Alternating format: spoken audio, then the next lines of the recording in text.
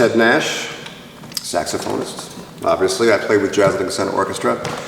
And, I want to talk about practicing, getting yourself inspired to practice. When you were a kid and you had to do something, it's like you had family chores. Your mom and dad, somebody told you got to go out and rake the lawn. It's your chore. It's on the list. You got to do it. It's your job. You always didn't want to do it because it was something you had to do. But if you just found yourself out in the yard and you found a rake and you started doing it, you're like, wow, this is great. This is fun. I'm making all these piles. I could jump in the pile. I can do stuff with it. I see the clarity of the yard. So the problem is that we make things often. We put a lot of pressure on ourselves to do something rather than just enjoying it. There's a wonderful book.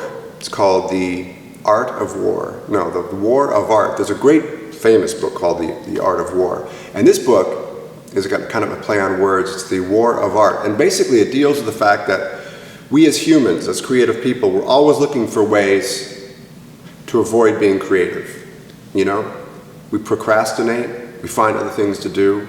We don't even want to get the horn out. Oh man, I'll do it later. I got this other stuff. You create, ways of subterfuges, some ways of just keeping yourself from being creative. And so that's kind of like the first battle, the first hurdle that we have as musicians as to how to do that. I remember once I was playing with Kenny Werner, great pianist. We were playing with the Mel Lewis Jazz Orchestra at the Village Vanguard. And a student came up to Kenny and says, man, I want to talk to you, and I know you teach, and I'm just having so much trouble. I just don't want to play. I just don't want to play the horn. I just feel like there's too much, and I'm overwhelmed. And he goes, okay, here's your weekly lesson. You get up, do whatever it is you do, eat your breakfast, then take your horn out of the case, right? Then put it back, and that's it. That's all you're going to do for that day and for that entire week is take the horn out of the case. And I thought, well, that sounds kind of silly. And then I thought about it later. I was thinking, actually, that's pretty deep because that's kind of like the first step of it's just the feeling of taking the horn out of the case, holding it. The thing is, I know what he's thinking. It's like once you have that horn in your hand, you're not going to want to put it down. And that's the beauty of it, is that we really actually want to do this. We want to be creative. So the whole idea is to make a practice routine that isn't someone else's idea of a practice routine. It's your idea of a practice routine. It's what is good for you.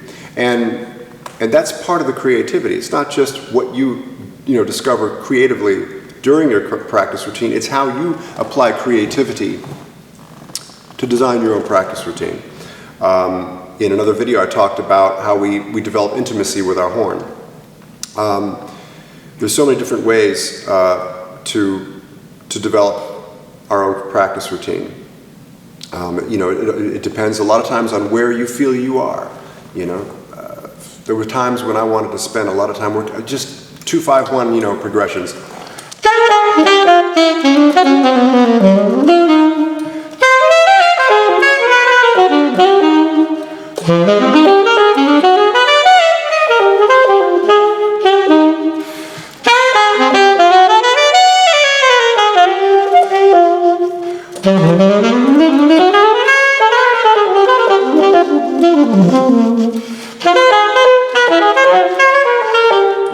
And you keep pushing yourself. I spent hours and hours a day just playing 1-2-5-1 over and over again. The ones I would really like, I said, I really like the way that kind of, the cadence of that, the 5-1 and how it resolved. I would write it out, then I would play it in different keys, So it's just, that's just, the cadence is such an important part of what jazz music is. The idea of a cadence is 5-1. It's something that's happening and it resolves into a main chord. So if you just take that concept,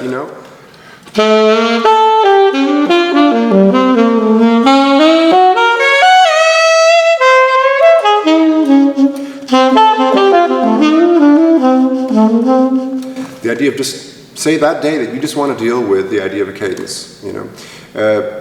There's a lot of music that does not involve cadences. I mean, if you look at some contemporary jazz music, a lot of times it's open. It might be modal. It might be free. It might just have chords that move around. A lot of Wayne Shorter's music will have like a major chord to another major chord, then to a minor chord that's sort of unrelated to a dominant chord. And so you don't have the cadence. But in all song form, you see cadence. In all Thelonious Monk's music, I mean, just cadence is an extremely important part. So let's say, all right, today I want to deal with cadence. So what does that mean? I'm going to explore the different ways that you can deal with the cadence. The most typical way and effective way, I think, is tension and release. You know, we create, let's say we take an E minor 7 to A7 to D7.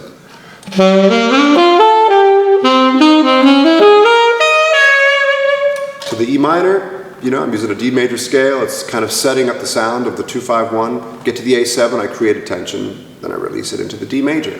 So.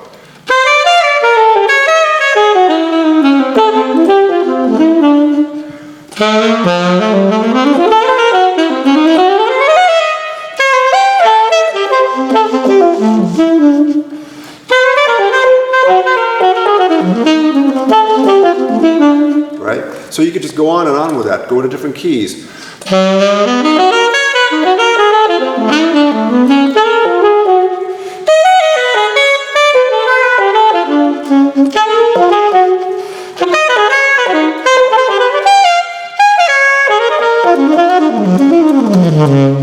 No, that's fun. I just enjoy it. It's like, it doesn't feel like work to me. It feels like I'm just exploring something. And the other thing is, you know, we put pressure on ourselves. We want to be better. We want to be as good as that person that we heard play last night.